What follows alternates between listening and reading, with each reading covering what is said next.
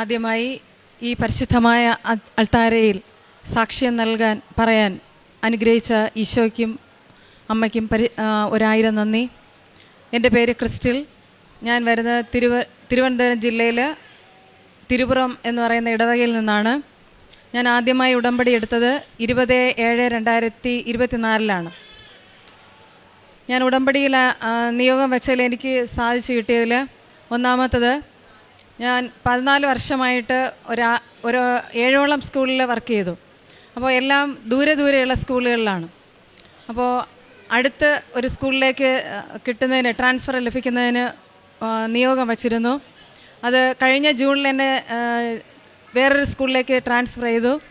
അപ്പോൾ ഈ വർഷം അടുത്ത സ്കൂളിലേക്ക് ട്രാൻസ്ഫർ ലഭിക്കുന്നതിന് വേണ്ടി ഞാൻ നിയോഗം വെച്ച് പ്രാർത്ഥിച്ചു. ഈ ജൂൺ 18-ാം തീയതി അമ്മ എനിക്ക് വീടിനടുത്തുള്ള ഒരു സ്കൂളിലേക്ക് നിയമനം തന്ന് എന്നെ അനുഗ്രഹിച്ചു. രണ്ടാമതായി 4 വർഷമായി എൻ്റെ ഒരു വസ്തു കേസിലായിരുന്നു. അപ്പോൾ കൃത്രിമ രേഖകൾ ചമച്ച് എതിർ കക്ഷി എൻ്റെ വസ്തു കൂടെ അയാളുടെ പേരിലാക്കി വെച്ചിരിക്കുകയായിരുന്നു. അപ്പോൾ ഞാൻ നിയോഗത്തിൽ എനിക്ക് അനുകൂലമായ വിധി എനിക്ക് തന്ന് അനുഗ്രഹിക്കണമെന്ന് മാതാവിനോട് ആവശ്യപ്പെട്ടിരുന്നു. അതിൻ്റെ ഫലമായി ഇവിടെ നിന്ന് ഉള്ള ഉപ്പും ഇവിടെ മാതാവിൻ്റെ സന്നിധിയിൽ നിന്നെടുത്ത മണലും ഒക്കെ ഞാൻ അതിരുകളിൽ വിശ്വാസ പ്രമാണം ചൊല്ലി പ്രാർത്ഥിച്ച് 4 സൈഡിലിട്ടു. പിന്നെ ഇവിടെ നിന്ന് വാങ്ങിക്കൊണ്ടുപോയ കാശ് രൂപ അവിടെ കുഴിച്ചിട്ടു. അപ്പോൾ അതിൻ്റെ ഫലമായിട്ട് കേസ് ഒത്തുതീർപ്പാകുകയും എതിർ കക്ഷിയുടെ വസ്തു കൂടെ വാങ്ങാനുള്ള അനുഗ്രഹം എൻ്റെ മാതാവ് എനിക്ക് നൽകി. അതിന് അമ്മയ്ക്ക് 1000 നന്ദി. അടുത്തതായിട്ട് എനിക്ക് താലൂക്കിൽ നിന്ന് വസ്തു അതിര് കല്ലിട്ട് തന്നതാണ്. അത് നാട്ടുകാരും ഒക്കെ പ്രശ്നമുണ്ടാക്കി അവിടെ ഒരു നിർമ്മാണ പ്രവർത്തനങ്ങളും ചെയ്യാൻ അനുവദിച്ചില്ല. അപ്പോൾ അവർക്ക് സപ്പോർട്ടായിട്ട് അവിടുത്തെ വില്ലേജും കൂടെ സപ്പോർട്ട് ചെയ്തിരുന്നു. അപ്പോൾ അവിടെ ഇരുന്ന് ജപമാല ചൊല്ലി പ്രാർത്ഥിച്ച് ഇവിടെ നിന്ന് കൊണ്ടുപോയ ഉപ്പും നേർച്ച വസ്തുക്കളുമൊക്കെ അവിടെ 4 സൈഡിലുമൊക്കെ ഇട്ട് പ്രാർത്ഥിച്ചതിൻ്റെ ഫലമായിട്ട് അവർ പിന്നെ പഞ്ചായത്തുകാർ ഒരു എതിർപ്പൊന്നും പ്രകടിപ്പിച്ചില്ല. അത് അതിര് തിരിച്ചെടുത്ത് അവിടെ കൃഷി ചെയ്യുന്നതിനുള്ള അനുഗ്രഹം മാതാവ് വഴി തന്നു. കൂടാതെ 23 വർഷമായിട്ട് എനിക്ക് അലർജിയുടെ തുമ്മലും ജലദോഷം എപ്പോഴും കണ്ടിന്യൂസ് ആയിട്ടുണ്ടായിരുന്നു. അത് ഉടമ്പടി വസ്തുക്കൾ ഉപയോഗിക്കുകയും അച്ഛൻ്റെ ടോക്ക് ഡെയിലി എല്ലാ ദിവസവും കേട്ട് പ്രാർത്ഥിച്ചതിൻ്റെ ഫലമായിട്ട് മാതാവ് എനിക്ക് ആ രോഗം പൂർണ്ണമായിട്ട് മാറ്റിത്തന്നു.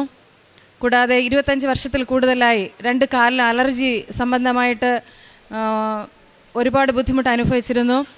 അതും ഉടമ്പടിയിലായിരുന്നുകൊണ്ട് നേർച്ച വസ്തുക്കൾ ഉപയോഗിച്ച് പ്രാർത്ഥിക്കുകയും പ്രാർത്ഥിച്ചതിൻ്റെ ഫലമായിട്ട് മാതാവ് അത് പൂർണ്ണമായിട്ട് സൗഖ്യമാക്കി തന്നു.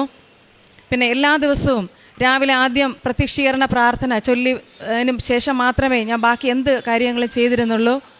അതിൻ്റെ അനുഗ്രഹം മാതാവ് ഡെയിലി തന്നുകൊണ്ടിരിക്കുകയാണ്. ഡെയിലി ബ്രെഡിലെ പ്രാർത്ഥന ഒരു ദിവസവും മുടക്കാറില്ല. അതിന് അമ്മയ്ക്ക് ഒരുപാട് നന്ദിയുണ്ട്. കാരുണ്യ പ്രവൃത്തികൾ ഞാൻ ഇവിടെ നിന്ന് എല്ലാ മാസവും ഞങ്ങളുടെ ചർച്ചിൽ നിന്ന് 3-ാമത്തെ ശനിയാഴ്ച ഇവിടേക്ക് ഒരു വണ്ടി വരും.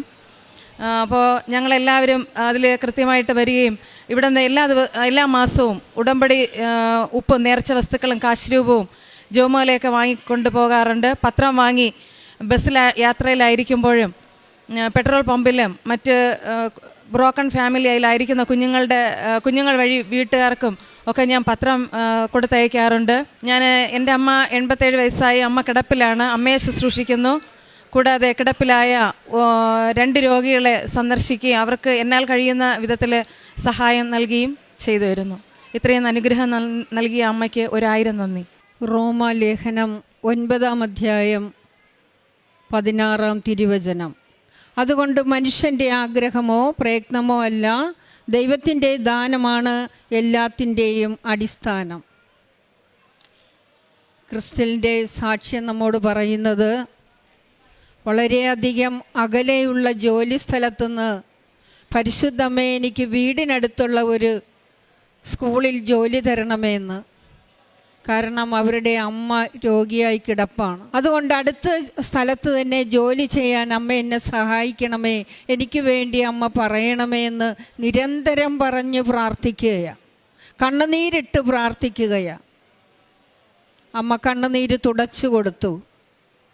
ഉടമ്പടിയെടുത്ത് താമസിയാതെ തന്നെ അവർക്ക് അടുത്ത സ്ഥലത്ത് സ്കൂളിൽ ജോലി ലഭിച്ചു.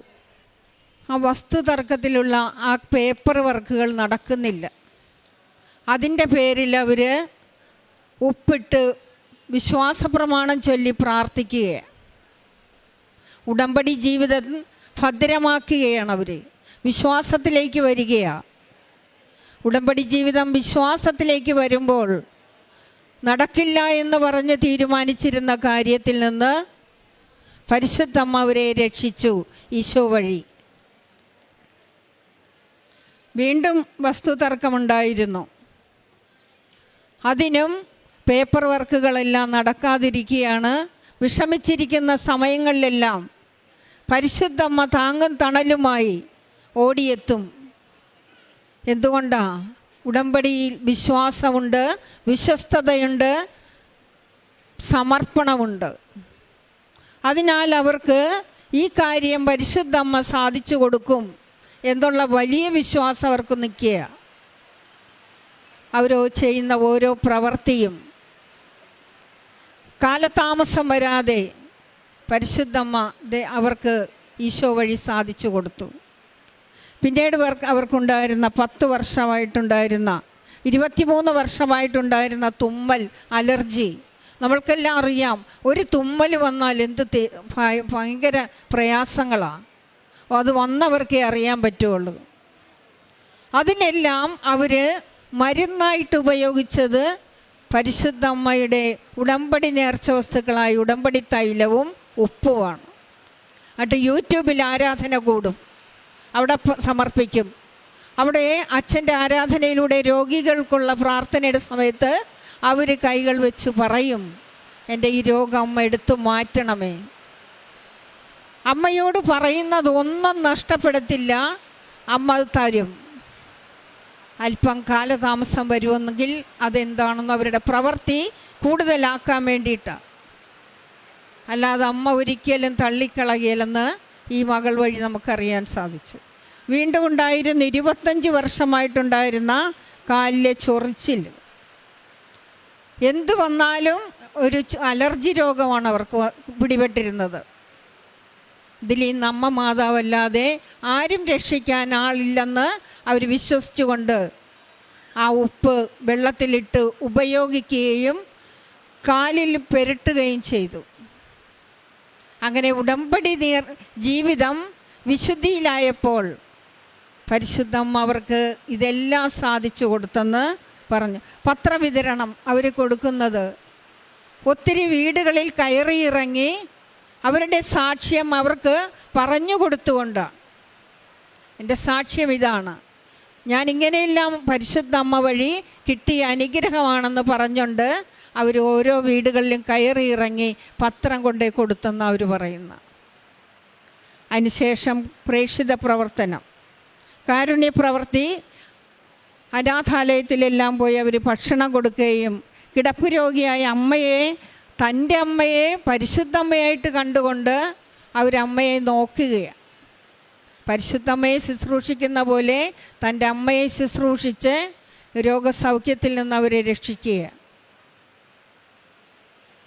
ഇങ്ങനെ ഉടമ്പടി ജീവിതം ഭദ്രമാക്കി വിശുദ്ധീകരിച്ച് വിശുദ്ധിയോടുകൂടെ നിന്നപ്പോൾ പരിശുദ്ധമ്മ കൈവിട്ടില്ലെന്ന് ഈ മകൾ നമ്മളോട് പറയുന്നു. അതിനെ പരിശുദ്ധ അമ്മ വഴി ഈശോയ്ക്ക് കോടാനകോടി നന്ദി പറഞ്ഞുകൊണ്ട് കരങ്ങളടിച്ച് നമുക്ക് ഈശോയ്ക്ക് സമർപ്പിക്കാം. അത്യപൂർവ ദൈവാനുഭവങ്ങൾ ഇനി നിങ്ങൾക്കും സ്വന്തം. ഈ യൂട്യൂബ് ചാനൽ ഇതുവരെ സബ്സ്ക്രൈബ് ചെയ്തിട്ടില്ലെങ്കിൽ ഇപ്പോൾ തന്നെ സബ്സ്ക്രൈബ് ചെയ്യുക. ഈ വീഡിയോ ഇപ്പോൾ തന്നെ നിങ്ങളുടെ സുഹൃത്തുക്കൾക്ക് ഷെയർ ചെയ്തുകൊണ്ട് കർത്താവിൻ്റെ പ്രേക്ഷിതരാകുക.